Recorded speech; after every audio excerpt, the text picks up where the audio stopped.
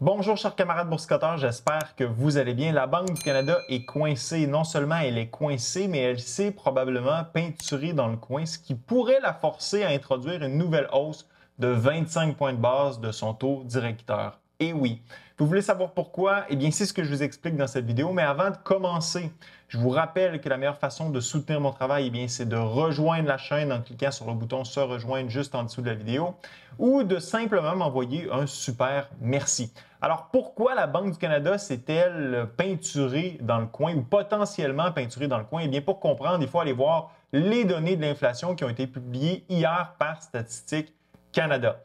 D'abord, l'inflation au pays qui a rebondi, qui est passée de 2,8 en juin à 3,3 en juillet. Le consensus était de 3 donc on a battu le consensus à la hausse, ce qui n'est jamais positif lorsqu'on parle, bien sûr, d'inflation. Sur une base mensuelle, l'inflation a aussi bondi et le bond est assez important. On est passé de 0,1 à 0,6 sur une base mensuelle, donc d'un mois à l'autre, de juin à juillet.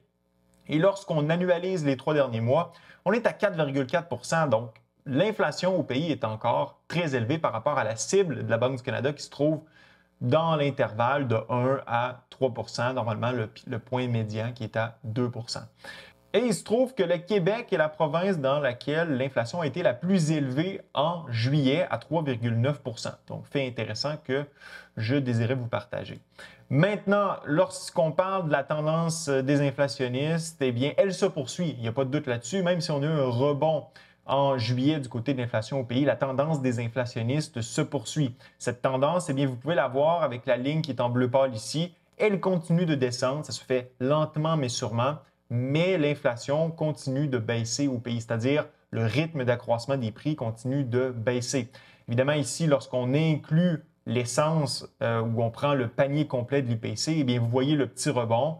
Eh bien, c'est essentiellement dû au prix de l'énergie, comme vous pouvez voir, parce que lorsqu'on exclut les prix de l'énergie, le rebond est beaucoup moins important, beaucoup moins significatif. Et lorsque vous allez voir les données de façon un peu plus détaillée, par exemple le prix des services de voyage d'une année à l'autre, vous remarquez qu'au Canada aussi, ces prix sont en déflation. Le transport aérien qui est en baisse de 12,7 les voyages organisés de 1,2 et l'hébergement des voyageurs, qui est quand même passé d'un rythme d'accroissement annuel de 12,9 en juin à 4,2 en juillet. Donc, au Canada aussi, comme c'est le cas aux États-Unis, j'en ai parlé dans ma vidéo de lundi, eh bien, vous voyez le prix des voyages, qui sont des éléments, je dirais, plus dispendieux dans le panier de consommation des Canadiens, diminuer. Donc, on voit justement que les gros items qui sont achetés par les consommateurs commencent à être de plus en plus dispendieux et hors d'atteinte pour la plupart des consommateurs. On voit un peu la même chose se produire du côté des produits de luxe, ce qui est peut-être un signe avant-coureur qu'éventuellement les consommateurs vont s'essouffler et que la consommation ne sera pas aussi importante qu'elle l'est actuellement. Lorsque vous allez voir les données, encore une fois, de façon encore plus détaillée, les aliments étaient encore en hausse de 7,8 sur une base annualisée. Là, on s'en sortira pas. J'en ai déjà parlé sur la chaîne. J'ai même tweeté là-dessus. Avec l'ampleur du stimulus fiscal qui est envoyé aux ménages canadiens et qui est essentiellement dépensé dans les dépenses courantes comme l'alimentation, on s'en sortira pas. Le prix des aliments va rester élevé pendant très longtemps au pays et les données qui sont publiées ce mois-ci nous le démontrent. Le logement en hausse de 5,1 On a de la déflation du côté des dépenses courantes, ameublement, équipement du ménage. Pas de surprise de ce côté-là, en baisse de 0,1 et de la déflation du côté des prix de l'énergie. Agrégats spéciaux, alors là, ça nous permet de suivre la tendance inflationniste ou désinflationniste dans le cas qui nous concerne de façon peut-être un peu plus précise. Lorsqu'on exclut les aliments, on est à 2,4 donc on se rapproche justement de cette cible de 2 pas de la Réserve fédérale américaine, mais de la Banque du Canada.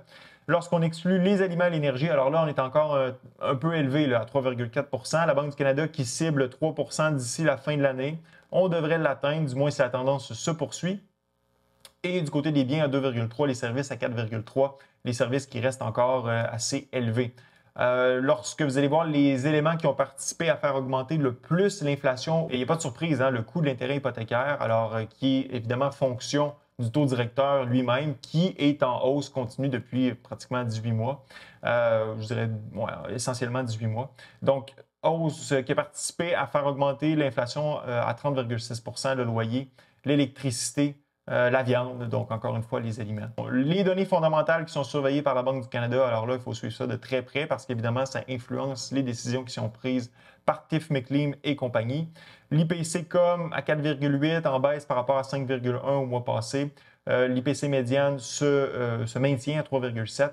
L'IPC tronqué à 3,6, donc on est en baisse d'un dixième de point de ce côté-là. Donc clairement, la tendance des inflationnistes du côté des données fondamentales de l'inflation, c'est très lent, c'est très, très lent, mais tranquillement mais sûrement, l'inflation continue à baisser de ce côté-là, ou le rythme d'accroissement des prix.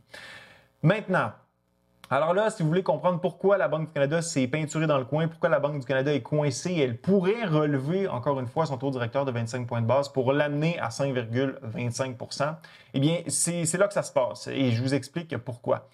La Banque du Canada a relevé son taux directeur de façon continue depuis essentiellement mars 2022. Je dis pourquoi essentiellement de façon continue? Parce qu'elle a pris une pause, on se rappelle, en janvier dernier, une pause de janvier à juin. En juin, elle a décidé de mettre fin à cette pause et de relever à nouveau son taux directeur. Elle l'a fait de 25 points de base en juin et encore une fois, elle a répété cette décision en juillet de 25 points de base. Donc, il faut se pencher sur les raisons qui ont amené la Banque du Canada à prendre cette décision. Et là, on va consulter bien évidemment le communiqué ou les communiqués qui ont été publiés le 7 juin dernier et le 12 juillet dernier, donc qui justifiaient la décision de la Banque du Canada à relever son taux directeur de 25 points de base. Alors, je les ai ici pour vous. Ça, c'est juillet, juin. Et allons voir ce que nous disait la Banque du Canada lors de la publication de ces deux prises de décision. D'abord, la Banque du Canada justifiait en juin sa hausse de 25 points de base du fait que l'inflation sous-jacente était persistante. Et là, on fait référence, bien sûr, à l'inflation fondamentale. Que l'économie canadienne était plus vigoureuse. On se rappelle qu'au premier trimestre, l'économie canadienne avait surperformé avec une croissance annualisée à 3,1 %. Les dépenses en biens sensibles au taux d'intérêt ont augmenté. Et là, on faisait justement référence, là, plus précisément, c'est-à-dire référence à l'activité sur le marché du logement qui s'était raffermie. Donc, le logement qui était plus fort qu'anticipé, on s'attend bien sûr lorsqu'on relève les taux d'intérêt, le taux directeur, que le marché du logement ralentisse parce que c'est très, très, très sensible au taux d'intérêt. Or, ce qu'on avait en juin, ou du moins dans la première moitié d'année, c'était un rebond du côté du marché de l'immobilier canadien. Ensuite, l'indice des prix à la consommation a légèrement augmenté. On se rappelle qu'on était passé de 4,3 à 4,4 en juin dernier ou en mai, peu importe. En juillet, la Banque du Canada nous disait quoi? La robustesse de la demande, encore une fois.